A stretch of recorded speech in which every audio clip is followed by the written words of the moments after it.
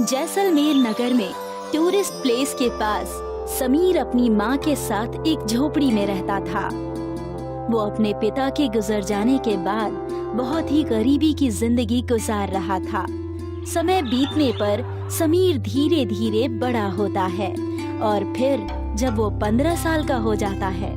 माँ, क्या हम लोगों का इस दुनिया में और कोई नहीं है? ना ही हमसे कोई रिश्तेदार मिलने आता है और ना ही कोई हमें फोन करता है। बेटा, है तो बहुत लोग, लेकिन सिर्फ कहने मात्र को। कहते हैं ना, सुख के सब साथी हैं, पर दुख में कोई साथ नहीं देता। माँ, मेरे सब दोस्त कहते हैं कि तुम्हारा तो इस दुनिया में कोई भी नहीं है, तुम अनाथ हो। नहीं बेटा, मैं हूँ ना तुम्हारे लिए। तुम परेशान ना हो, हमारे दिन जरूर बदलेंगे। फिर उन लोगों को तुम भी जवाब दे पाओगे। हाँ माँ, सही कहा आपने। चंपा लोगों के घरों में काम करके 2 वक्त की रोटी जुटा पाती थी। समीर इस बात से बहुत परेशान होता है। फिर एक दिन वो नदी के किनारे बैठा सोच रहा होता है।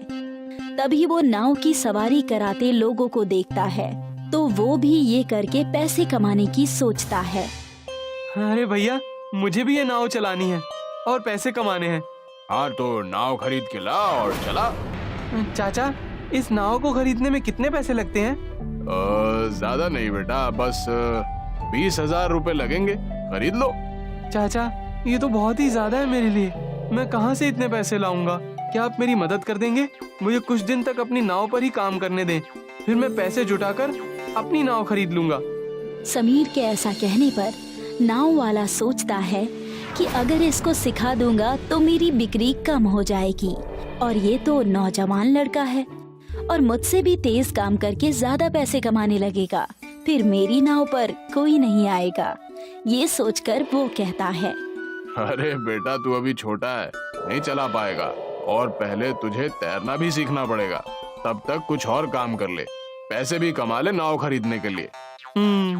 ठीक है चाचा। समीर चाचा की बात सुनकर घर चला जाता है। फिर अगले दिन अपने दोस्तों को सारी बात बताता है और फिर अपने घर के हालात भी बताता है। वो अपने दोस्तों से कोई काम बताने को कहता है। तब उसका एक दोस्त रुपेश कहता है, भाई, एक बहुत आसान काम है। आने वाले टूरिस्ट लोगों को इस जगह के बारे में बातें बतानी है। हाँ, क्या सच में इतना आसान काम है? हाँ भाई, सच कह रहा हूँ। मेरा चचेरा भाई यही काम करता है। चल, मैं उससे तुझको मिलवा देता हूँ, तू काम सीख लेना और फिर करने लगना। समीर रुपेश के दोस्त से जाकर मिलता है, फिर उसका बताया हुआ काम सीख लेता है और करने लगता है। समीर के काम करने से उसके घर की स्थिति सुधरने लगती है। फिर उसके पिता की बंजर पड़ी जमीन पर वो माँ बेटे दोनों मिलकर धान उगाने लगते हैं। भाई, तुम्हारा बहुत धन्यवाद जो तुमने मुझे इस काम में लगवा दिया, जिससे मेरे घर की स्थिति ठीक हो रही है। अरे भाई, दोस्त बुरे वक्त में काम नहीं आएगा तो कब काम आएंगे? धन्यवाद मत बोल। बेटा, ये लो, चावल के आटे के समोसे बन गए हैं। खाकर देखो तो कैसा लग रहा है। हाँ चाची, जरूर दीजिए, खाकर बताता हूँ। रुपेश चंपा के बनाए समोसे खाता है। समोसा खाते ही वो अपनी उंगलियां चाटने लगता है और फिर कई बार और मांग कर खाता है और फिर कहता है, चाची, आपने क्या लाजवाब समोसे बनाए हैं। मैंने तो ऐसे लाजवाब समोसे, वो भी चावल के, कभी नहीं खाए। मेरी माँ के हाथों में जादू है। चाची, ठीक है, मैं चलता हूँ, लेकिन आप ऐसे ही समोसे रोज बनाकर मुझे जरूर भिजवा दिया कीजिए। हाँ बेटा, जरूर। फिर अगले दिन जब वो अपने काम पर जाता है तो वहाँ एक टूरिस्ट को घूमते घूमते भूख लगती है। फिर वो समीर से होटल के लिए पूछता है। समीर उसे होटल ले जाता है तो वहाँ पर सारे चावल के आइटम होते हैं जो कि उसे पसंद नहीं आते। तो वो कहता है, हे मैन, क्या तुम मुझे किसी अच्छी खाने की जगह ले चलोगे? मुझे चावल का सिंपल खाना खाना है। समीर को समोसे का ख्याल आता है और तब वो अपनी माँ को फोन करके समोसे और चटनी बनाने को कहता है। माँ, मैं 2-4 लोगों को लेकर आ रहा हूँ, आप समोसा तैयार रखना। समीर के कहे अनुसार उसकी माँ चावल के आटे के समोसे तैयार करती है और उसे बहुत खूबसूरत तरीके से परोसती है। तब जब समीर उस टूरिस्ट को लेकर वहाँ पहुँचता है तो उसकी माँ उसे समोसे परोसती है। ये तुम हमें कहाँ ले आए हो? हाँ, हम लोग ऐसी कैसी जगह नहीं खाना खाते। सॉरी सर, बट आप लोग परेशान ना हो, ये मेरा अपना घर है और आप लोग एक बार मेरी माँ के हाथ के समोसे खाकर देखें, फिर आपको कोई भी परेशानी हुई तो सबकी जिम्मेदारी मैं ही लूंगा।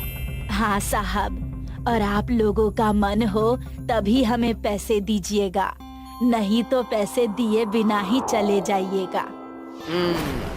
ठीक है, तुम इतना कह रहे हो तो हम खा लेते हैं, फिर देखते हैं हमें क्या करना है। समीर और चंपा के कहने पर वो टूरिस्ट समोसा खाने लगते हैं और उसके साथ दी गई सरसों की चटनी और इमली की चटनी भी खाते हैं। वो लोग मंत्र मुग्ध हो जाते हैं और फिर और समोसे मांग कर खाते हैं। वाह, क्या लाजवाब समोसे बने हैं। हाँ बिल्कुल, तुमने सच कहा। वो उसकी खूब तारीफ करते हैं और फिर समोसे की कीमत से ज्यादा पैसे देते हुए कहते हैं, तुम लोग इसकी दुकान खोलो, बहुत ही अच्छी इनकम होगी। हाँ सर, जरूर जरूर ऐसा ही करेंगे। टूरिस्ट की कही गई बात को ध्यान में रखकर समीर और उसकी माँ मिलकर समोसे की दुकान खोल लेते हैं और उनकी दुकान बहुत जल्दी फेमस हो जाती है। आसपास के लोग और टूरिस्ट सबको समोसे बहुत पसंद आते हैं।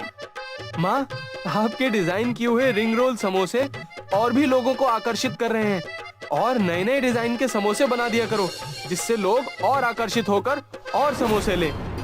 समीर के कहने से उसकी माँ समोसे और भी डिजाइन के बनाने लगती है, जिससे उसकी डिमांड और भी बढ़ जाती है, जिसके लिए उसे और भी लोगों को काम पर रखना पड़ता है और उसके समोसे फिर दूर दूर तक जाने लगते हैं और उसकी आमदनी बहुत अच्छी होने लगती है।